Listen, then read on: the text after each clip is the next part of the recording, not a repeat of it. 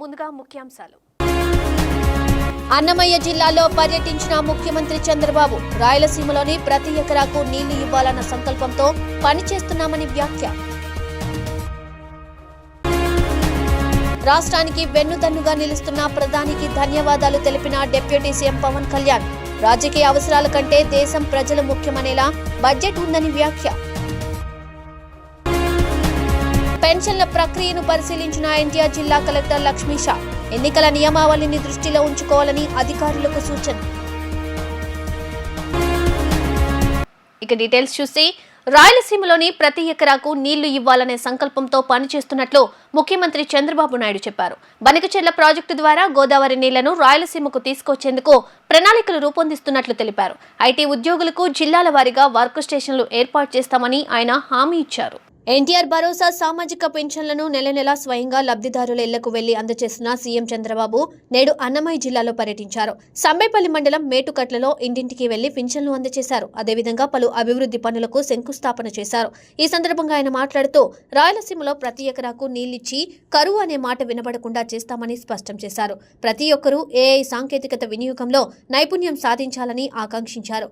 ఒకప్పుడు ప్రజల వద్దకు పాలన సాగిస్తే నేడు ప్రజల చేతుల్లోకి పాలన వచ్చిందని వాట్సాప్ గవర్నెన్స్ ను ఉద్దేశించి అన్నారు. ఈ రోజు రాయలసీమలో నీళ్లుంటే రత్నాలు పండించగలుగుతారు.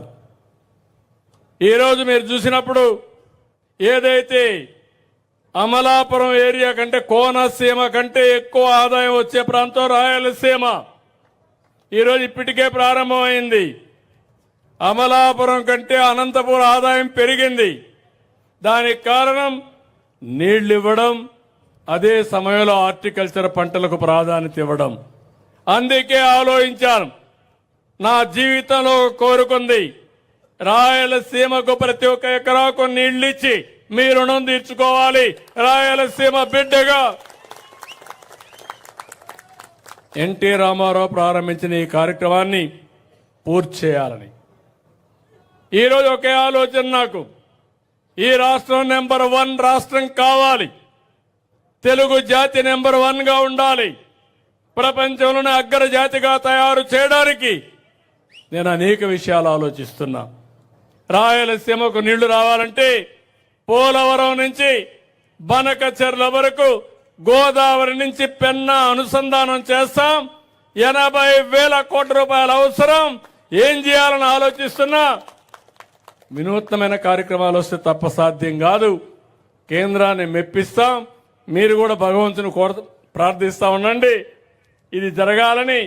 తప్పకుండా అది జరిగితే ఇంకా రాయలసీమలో కరువు అనే మాట లేదు. ఎందుకంటున్నానంటే రాయచోటికి నీళ్లు తెస్తాం. శ్రీనివాసపురం పూర్తి అవుతుంది. అడవిపల్లి రిజర్వాయర్ పూర్తయింది. నీళ్లు తేవాలి. ఇది వస్తే ఈ లైన్ అంతా వస్తాయి.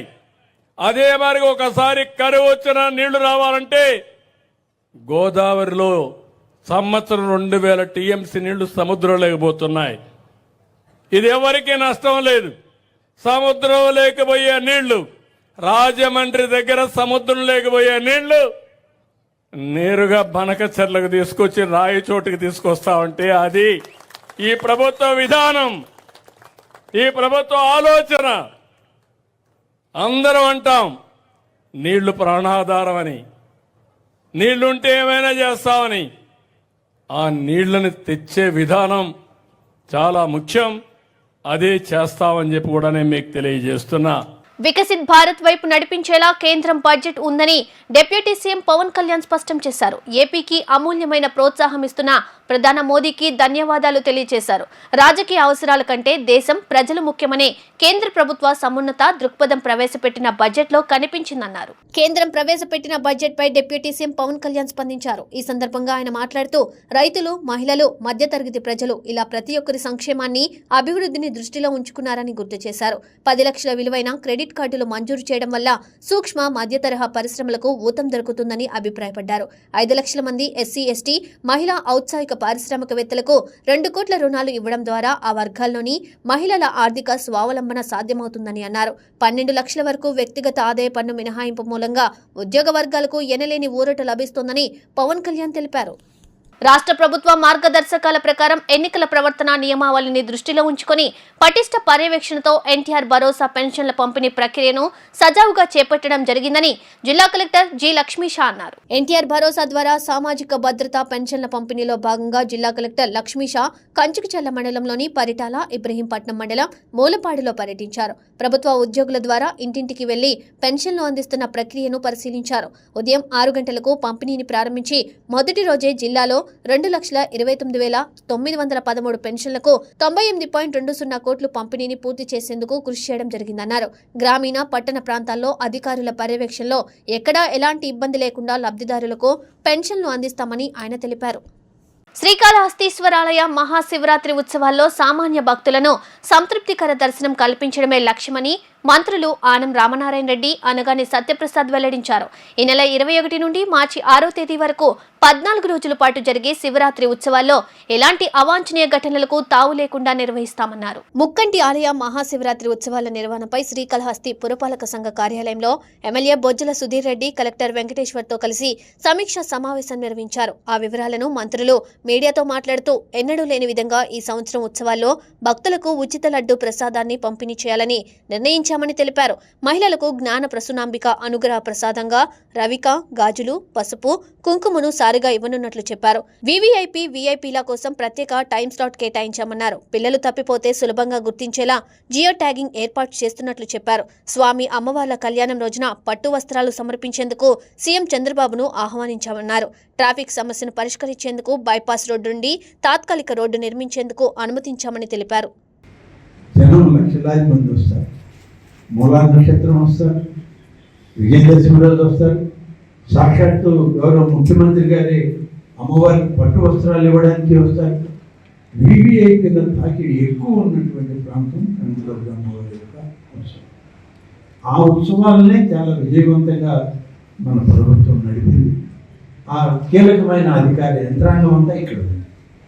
కాబట్టి కాళహస్తీశ్వర స్వామి యొక్క ఉత్సవాల్ని ఇంకా వైభవంగా జరపగలమనేటువంటి విశ్వాసం నాకు.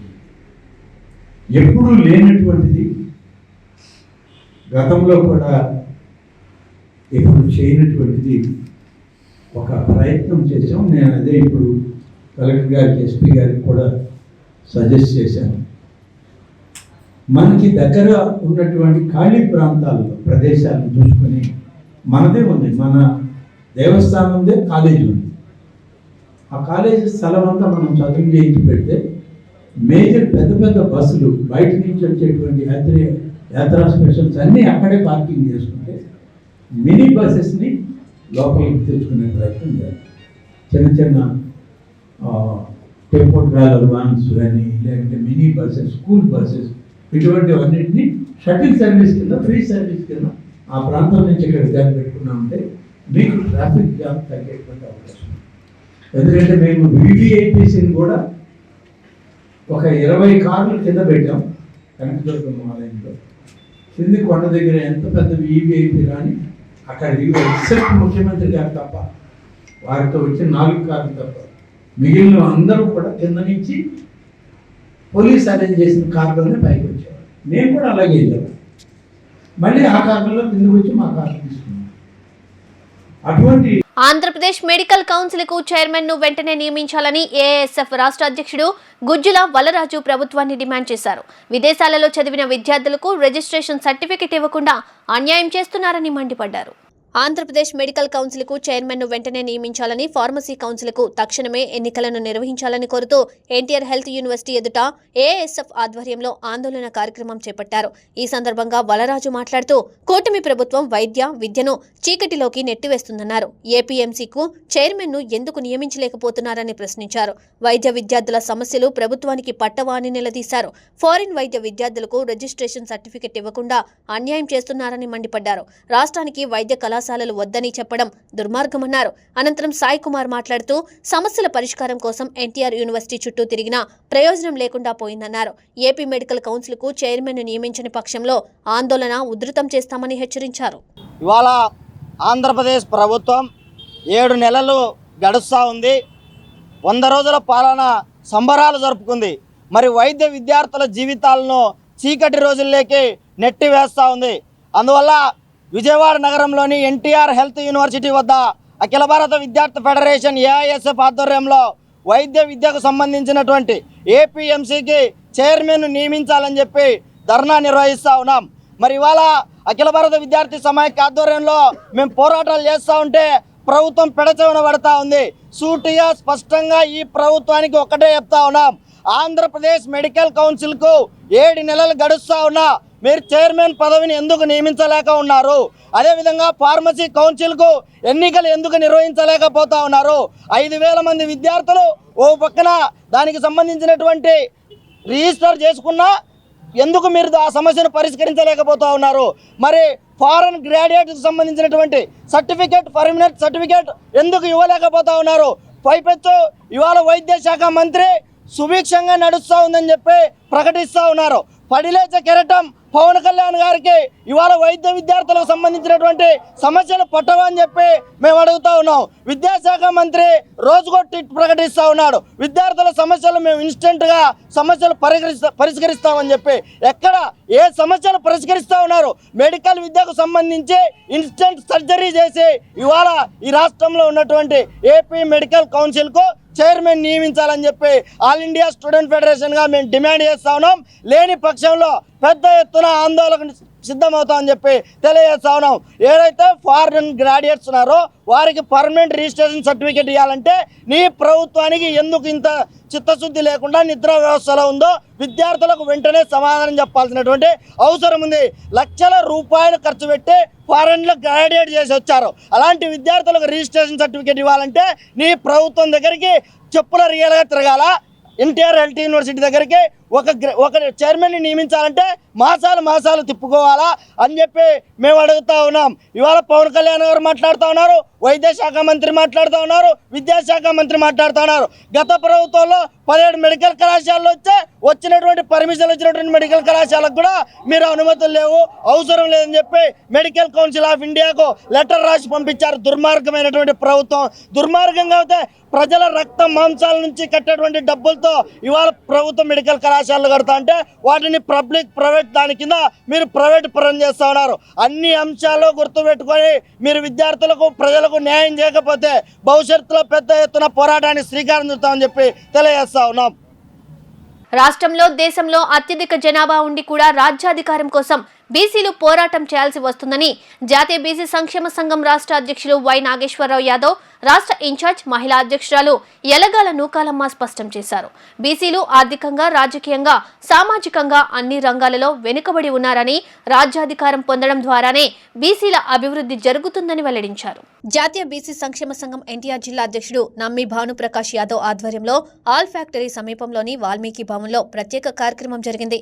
ఈ కార్యక్రమానికి ముఖ్య అతిథులుగా రాష్ట్ర అధ్యక్షుడు వై నాగేశ్వరరావు యాదవ్, రాష్ట్ర ఇన్ఛార్జ్ మహిళా అధ్యక్షురాలు యలగాల నూకాలమ్మ, సిటీ అధ్యక్షులు కలిసేటి లక్ష్మణరావు తదితరులు హాజరయ్యారు. ఈ సందర్భంగా వారు మాట్లాడుతూ రాజ్యాధికారం సాధించడం ద్వారానే బీసీలు అభివృద్ధి చెందుతున్నారన్నారు. జాతీయ బీసీ సంక్షేమ సంఘం అధ్యక్షులు ఆర్ కృష్ణయ్య ఆధ్వర్యంలో అనేక పోరాటాలు చేస్తున్నామన్నారు. బీసీలకు చట్టసభలలో రిజర్వేషన్లు ప్రకటించాలని కేంద్ర మంత్రిత్వ శాఖను ఏర్పాటు చేసుకుని జనాభా ప్రాతిపదికన బీసీలకు ప్రత్యేక కేటాయింపులు జరపాలని నిరవధిక పోరాటాలు చేస్తున్నామన్నారు. రాష్ట్రంలో ముఖ్యమంత్రి చంద్రబాబు నాయుడు బీసీలకు ఎన్నికల్లో ఇచ్చిన వాగ్దానాలను పూర్తిగా అమలు చేస్తారన్న ఆశాభావం వ్యక్తం చేశారు. ఈ కార్యక్రమంలో సంఘం నాయకులు పట్నాల హరిబాబు, నవీరి మహేష్, లక్కోజు మోహన్ రావు, కిలాని కామేష్, కంబాల దుర్గారావు తదితరులు పాల్గొన్నారు. చట్టసభల్లో బీసీలకు రిజర్వేషన్స్ కావాలి. కేంద్ర మంత్రిత్వ శాఖ ఆధ్వర్యంలో ఒక బీసీలకు మంత్రిత్వ శాఖ ఏర్పాటు చేసుకొని మా జనాభా నిష్పత్తికి తగ్గట్టు బడ్జెట్ కేటాయించాలి. కుల గణన, బీసీల గణన జరగాలి. ఉద్యోగస్తులకి ఎస్టీ, ఎస్సీ రిజర్వేషన్స్ ఏ విధంగా ఉన్నాయో ప్రమోషన్స్ లో బీసీలకు కూడా కావాలి అనే అంశాలపైన నిరవధిక పోరాటాలు చేయడం జరుగుతూ ఉంది.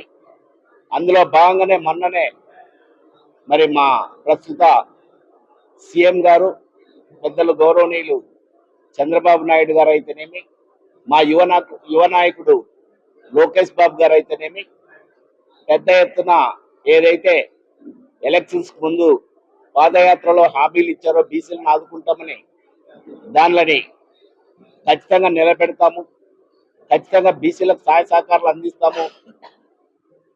ఒక చర్చ జరపడం జరిగినది.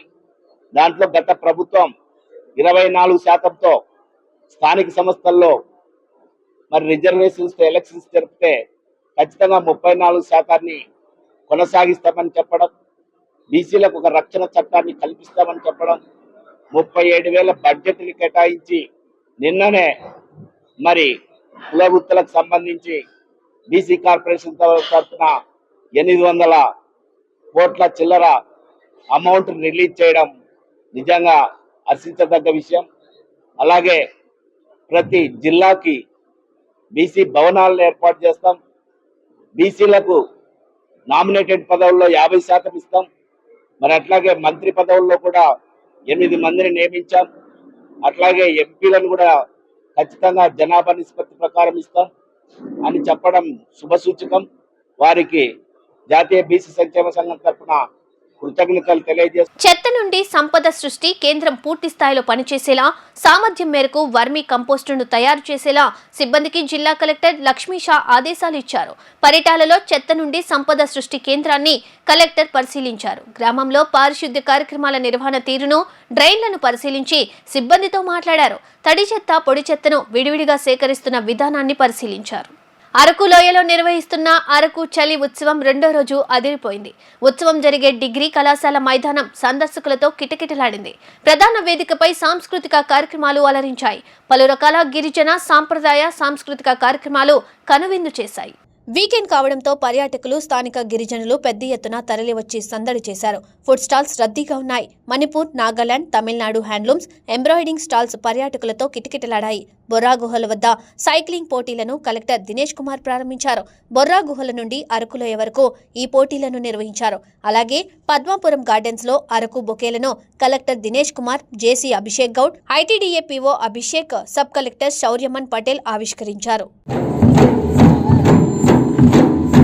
కలెక్టర్ గారితో పాటుగా మిగతా డిగ్నిటరీస్ అందరూ కూడా చాలా చక్కగా కొమ్ముకూర వేషధారణలో అద్భుతంగా ఉన్నారు. అండ్ అలాగే సిద్ధపల్లి ట్రైబల్ డాన్స్ ని వీరు కూడా అద్భుతంగా చేస్తున్నారు. సో వీరి కోసం ఒకసారి గట్టిగా చెప్పండి. అభిషేక్ గారు IAS project officer ITDA Paderu. Sir wherever you are, please come. ITDA Paderu ఎక్కడున్నా కూడా వేదిక మీద రావాల్సిందిగా కోరుతున్నాం.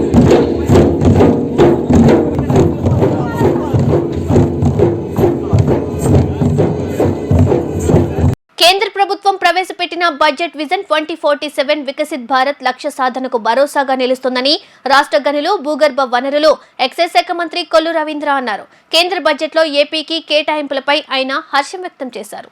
కేంద్ర బడ్జెట్పై మంత్రి కొల్లు రవీంద్ర స్పందించారు. ఈ సందర్భంగా ఆయన మాట్లాడుతూ, ఇది పీపుల్స్ బడ్జెట్, సామాన్యులను ఆర్థికంగా ఎదిగేలా చేసే బడ్జెట్. ముఖ్యంగా 12 లక్షల వరకు ట్యాక్స్ మినహాయింపు నిర్ణయం ఉద్యోగులకు వరం. వ్యవసాయ రంగం, గ్రీన్ ఎనర్జీ విషయంలో బడ్జెట్ కేటాయింపులు ఆయా రంగాలకు తోడ్పాటుగా నిలుస్తాయి. దేశాన్ని ప్రపంచానికి మార్గదర్శిగా చూపించే ప్రధాని నరేంద్ర మోదీ లక్ష్యాలకు అనుగుణంగా ఉంది. ఏపీకు తలమానికంగా నిలిచే పోలవరం, అమరావతి, విశాఖ స్టీల్కు చేసిన బడ్జెట్ కేటాయింపుల వెనుక ముఖ్యమంత్రి చంద్రబాబు కృషి స్పష్టంగా కనిపిస్తుంది.